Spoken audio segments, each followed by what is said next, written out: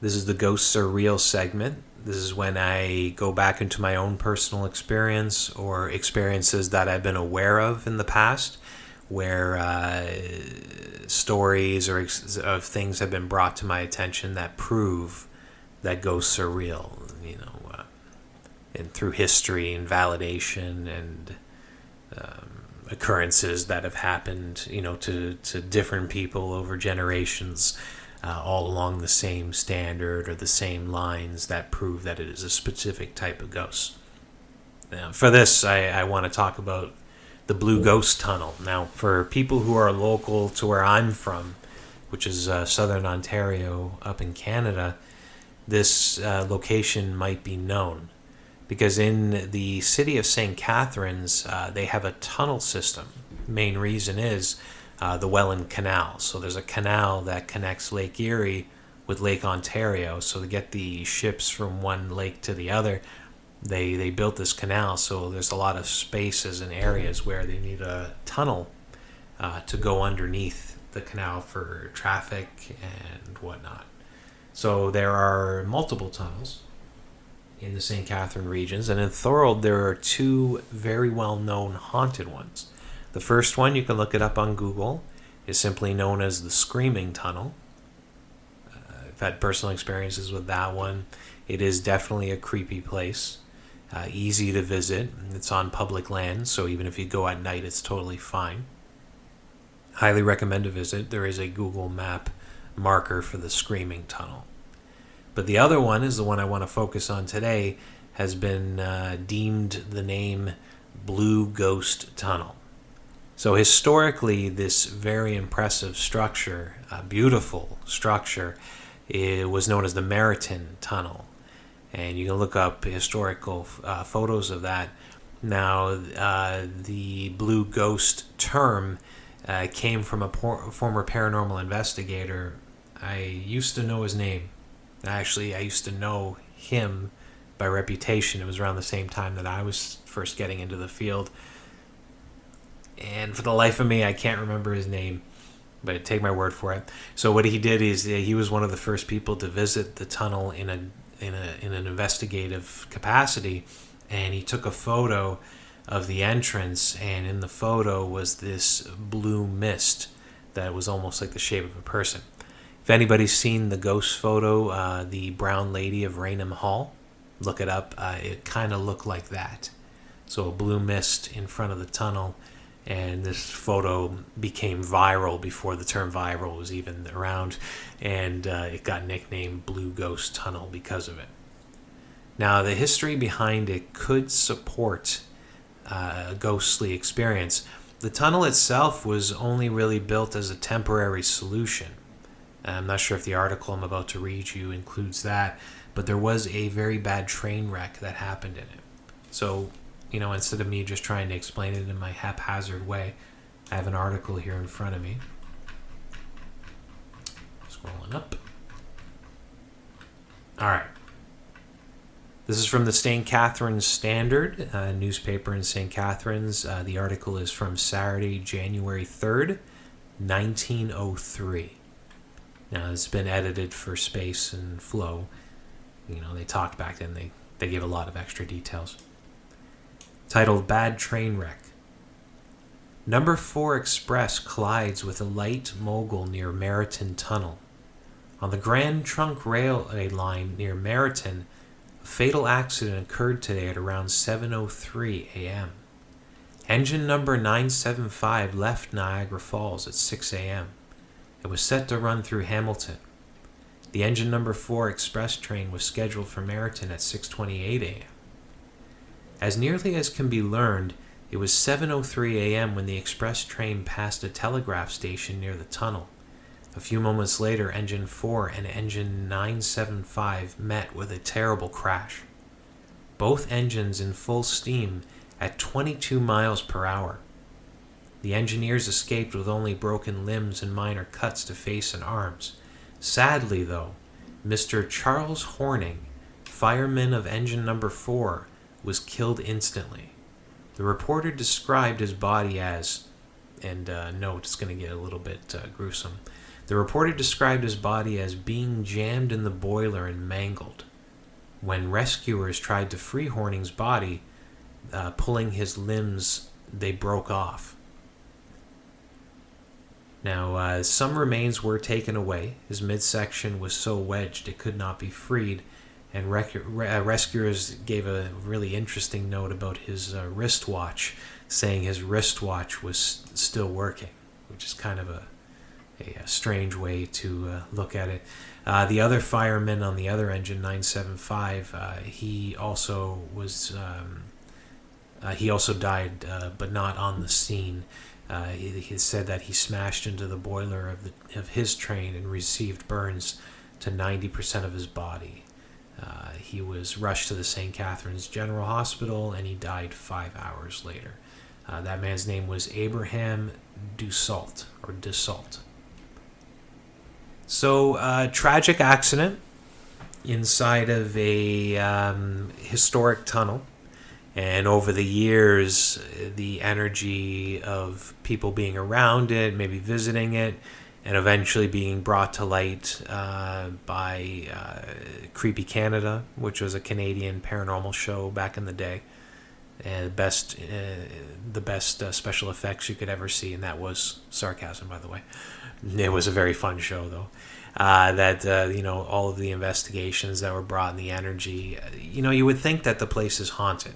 Now, I do have a personal experience at it, and this was before it kind of blew up, before Creepy Canada came and did the show.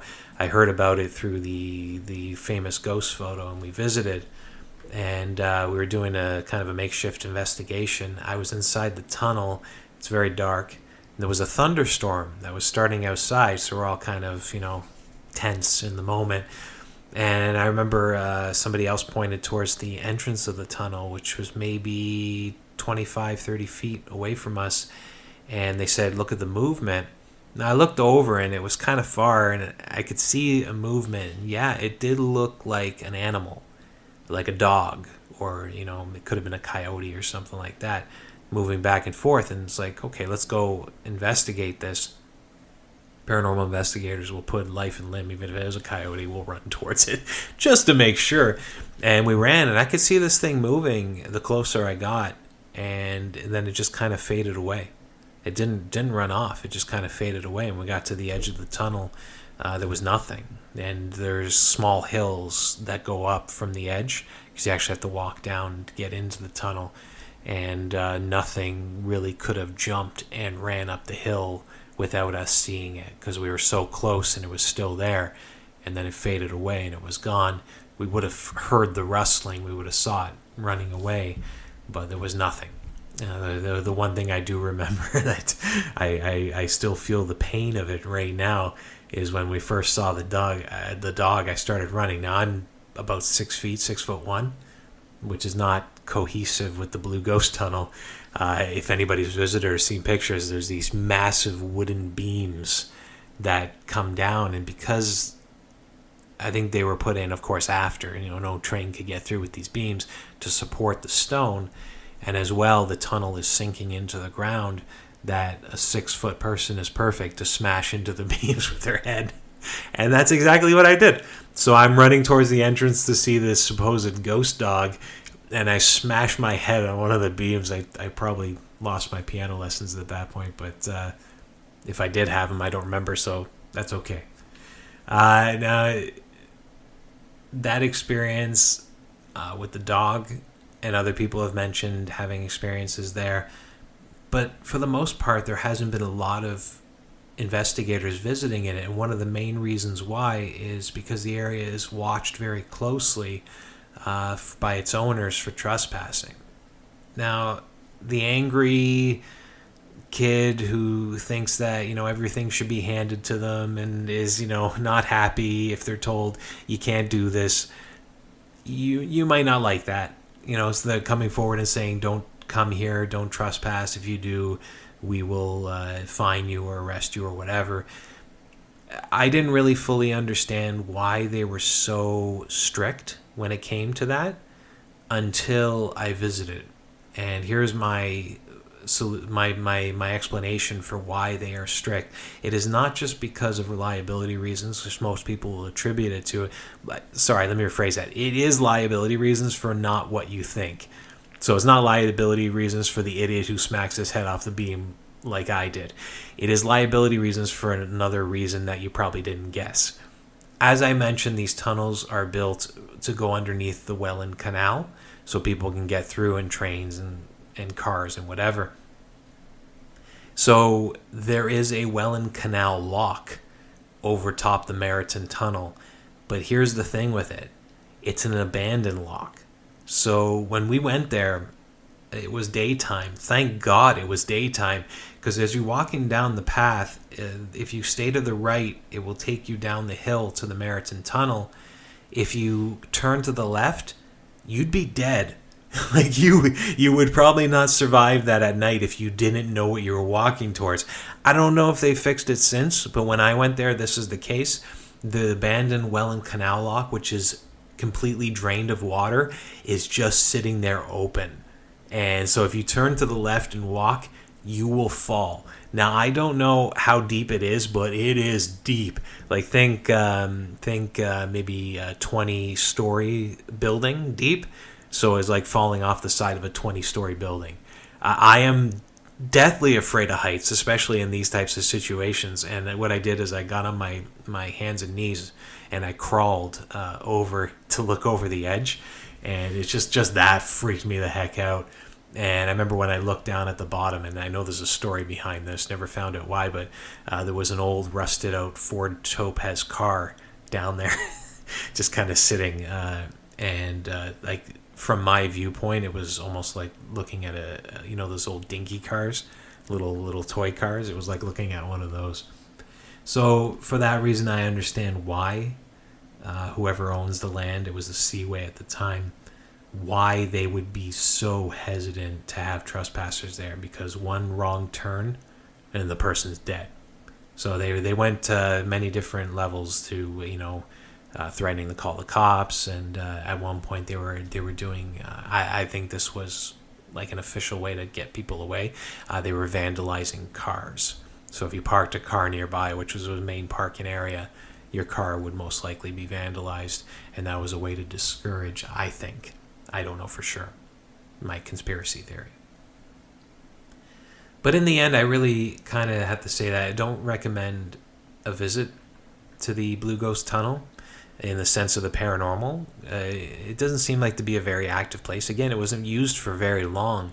And yes, that accident did occur there, but one accident and doesn't make a truly tragically haunted place. It is wonderful to visit for the architecture. I don't know if they'd have any architecture tours for the tunnels of St. Catharines. I think that's a wonderful idea.